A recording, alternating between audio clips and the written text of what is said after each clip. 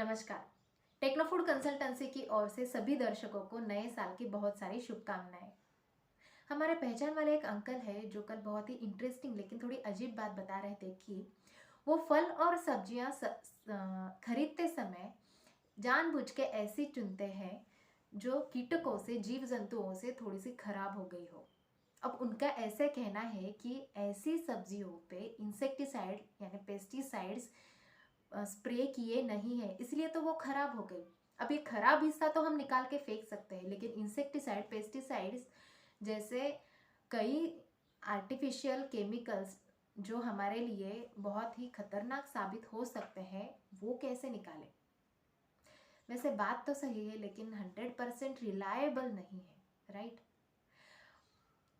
Pesticides insecticides जैसे artificial chemicals ना कि सिर्फ हमारे लिए बल्कि सारे इन्वायरमेंटल सिस्टम के लिए एक चुनौती बन के रह गए हैं। ऐसे केमिकल्स हमारे nervous system, reproductive system, lung system को डैमेज कर सकते हैं। कैंसर जैसी कई बीमारियां जिससे जुड़ सकती हैं, डेथ भी हो सकती है। ऐसा WHO जैसे कई सारे नेशनल इंटरनेशनल रिसर्च रिपोर्ट्स कहते हैं। आप क्या मैडम फल और सब्जियां खाना ही छोड़ दें क्या? कल ही की वीडियो में तो आपने इसका इम्पोर्टेंस बताया था।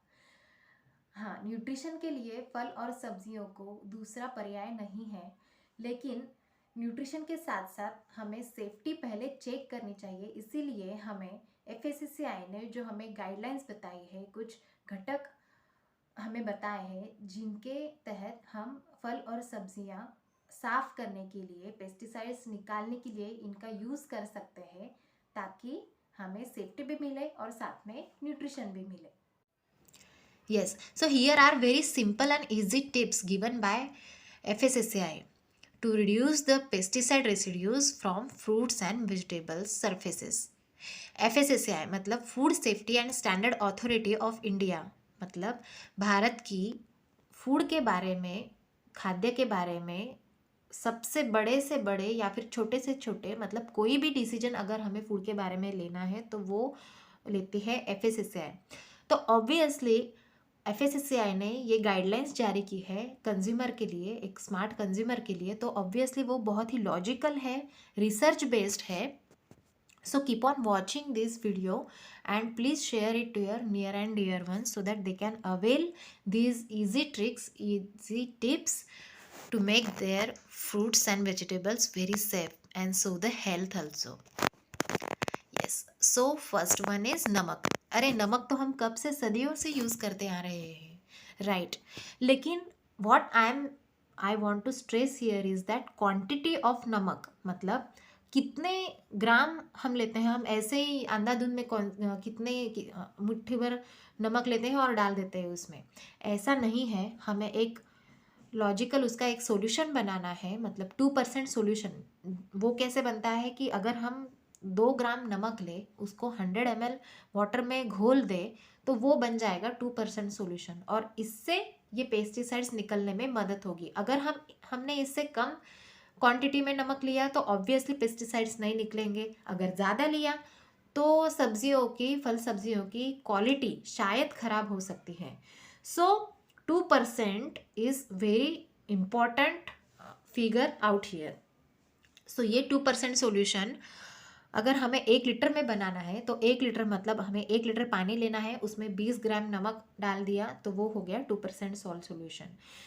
Here what FSSAI suggest us is that कि हमें भिंडी, बैंगन, टोमेटो जैसे जो फल सब्जियां हैं, इन पे ज़्यादा 2 से 3 बार हमें धोना है, क्योंकि इन पे ज़्यादा पेस्टिसाइड्स होने की संभावना होती है। Next one is 10% vinegar solution, जो बनता है 10 ml विनेगर लेना है और उसको 100 ml वाटर से मेकअप करना है। तो वो ये भी सॉल्यूशन काफ़ी इफ़ेक्टिव है, बट इससे ज़्यादा इफ़ेक्टिव है इनका कॉम्बिनेशन, मतलब 4 cup vinegar plus 2 tablespoon salt. अगर हम बड़े से बर्तन में ले तो ये ज़्यादा से ज़्यादा मिट्टी, जर्म्स भी निकालेगा और पेस्टिसाइड्स भी क्लियर कर देगा। सो कभी कभी घर का विनेगर ख़त्म हो जाता है तो हम टैमरिन मतलब इमली का भी सॉल्यूशन बना सकते हैं। तो तकरीबन 1 ग्राम अगर हम इमली 100 ml वाटर में मिला दे तो वो बन गया 1% सॉल्यूशन। इसके हिसाब से हम ज़्यादा सॉल्यूशन भी बना सकते हैं, जो कि पिक्चर में दिए गए हुए सब्जी में हम यूज़ कर सकते हैं। लेकिन जो गोभी या फिर गोभी होती है, इस कैबेज होता है, इसका हम आउटर लेयर अगर हम 2-3 निकालें तो वो ज़्यादा बेटर रहेगा, क्योंकि उन पे ज़्यादा पेस्टिसाइड भी रहती है और मिट्टी भी रहती है। लेट्यूस भी इसमें ही आ गया। अब और एक टिप ऐसी है एफएसएसआई ने दी हुई कि जब भी हम तड़का लगाते हैं किसी भी सब्जी का, तो उस पर तुरंत ढक्कन नहीं रखना है, क्योंकि स्टीम के साथ साथ, भाप के साथ साथ पेस्टिसाइड्स भी उड़ के जा सकते हैं, पेस्टिसाइड के कुछ अंश भी। सो तड़का लगाने के बाद 1 मिनट के बाद ढक्कन रख के फिर सब्जी पकाए। अरे आज तो विनेगर ही ख़त्म हो गया, इमली भी नहीं है, चलो आज तो मैं हैंड वॉश ही यूज़ कर लेती हूँ। कभी भी हमें ऐसी गलती नहीं करनी है।